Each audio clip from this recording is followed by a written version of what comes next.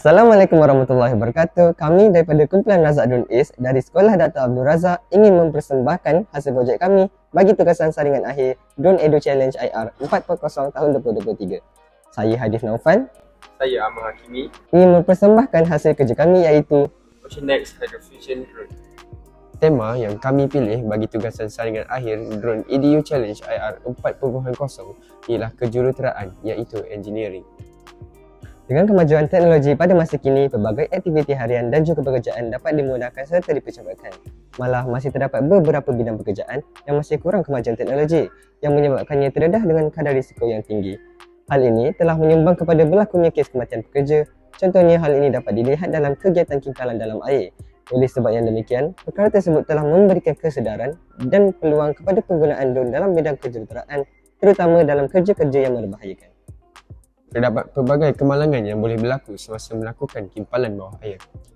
Antaranya, seseorang itu berisiko untuk mengalami penyakit penyah mampatan ataupun dikenali sebagai decompression sickness yang berlaku disebabkan tekanan dalam air yang tinggi menyebabkan kesan buruk kepada sendi dan boleh menyebabkan kematian. Selain itu, pekerja kimpalan juga terdedah kepada risiko lemas akibat perbezaan tekanan yang ketara dalam air menyebabkan air mengalir dari tekanan tinggi ke tekanan yang rendah. Contoh peristiwa yang pernah berlaku ialah 4 pengimpal bawah air di Trinidad telah disahkan mati selepas disedut ke dalam saluran paip minyak pada tahun 2022. Hypothermia akan berlaku akibat pendedahan yang berpanjangan kepada suhu yang rendah menyebabkan organ dalam badan tidak dapat berfungsi seperti biasa.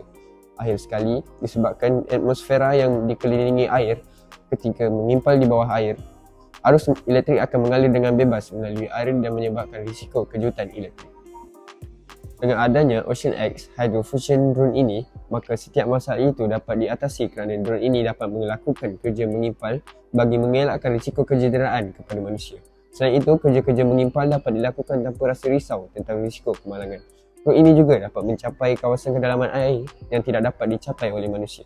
Akhir sekali, drone ini dihasilkan daripada bahan-bahan berkualiti yang mampu menahan tekanan air yang tinggi semasa melakukan kimpalan.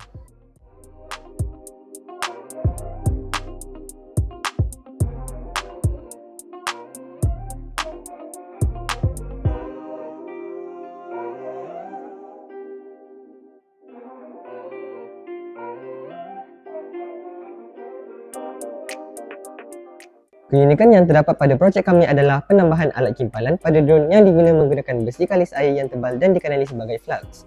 Apabila alat kimpalan terbakar, perubahan kimia menyebabkan buih gas terhasil di sekeliling lengkok yang akan melindungi kimpalan. Selepas drone melakukan kimpalan, drone meninggalkan cecair logam yang bertujuan untuk memberi masa kepada kimpalan untuk menunjuk dengan baik. Selain itu, drone kami merupakan gabungan drone jenis aerial dan juga underwater yang dihasilkan bagi memudahkan penerbangan serta kerja drone. Drone aerial dikelilingi oleh pelampung bagi membolehkannya mendarat di atas air. Underwater drone disambung dengan aerial drone menggunakan wayar bagi mengelakkan kejatuhan. Akhir sekali, drone ini juga mempunyai mekanisme yang hanya akan melepaskan drone air apabila ianya menyentuh permukaan air. Antara kelebihan yang terdapat pada drone kami adalah ianya bukan sahaja digunakan untuk mengimbas semata-mata tetapi juga boleh dijadikan untuk membuat pemeriksaan jambatan, empangan, saluran paip, kabel bawah air, pelantang minyak dan badan kapal. Selain itu, drone kami dapat memberikan servis yang pantas dalam keadaan kecemasan seperti jika kebocoran paip berlaku secara tiba-tiba di stesen pelantang minyak. Bukan itu saja, drone air yang dihasilkan boleh melakukan omnidirectional movement iaitu pergerakan ke mana-mana arah dan sudut. Seterusnya, kos drone sangatlah berbaloi berdasarkan kemampuan drone yang pelbagai dan juga drone mempunyai masa penerbangan yang lama kerana kapasiti bateri yang besar. Akhir sekali, drone dibantu oleh artificial intelligence dalam aspek penerbangan, melakukan kerja dan sebagainya. Kekurangan drone kami ini ialah pengguna perlu menanggung kos penyelenggaraan yang melibatkan nilai kos yang sangat tinggi. Selain itu, drone ini juga mempunyai jisim yang agak berat kerana terdiri daripada pelbagai komponen.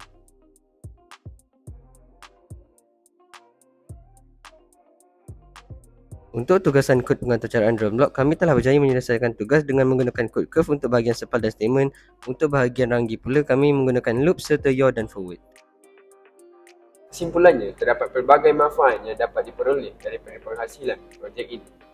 Kami berharap projek kami ini dapat menjadi salah satu penyumbang kepada kemajuan teknologi dalam bidang kejuruteraan. Sekian itu sahaja daripada kami. Bye!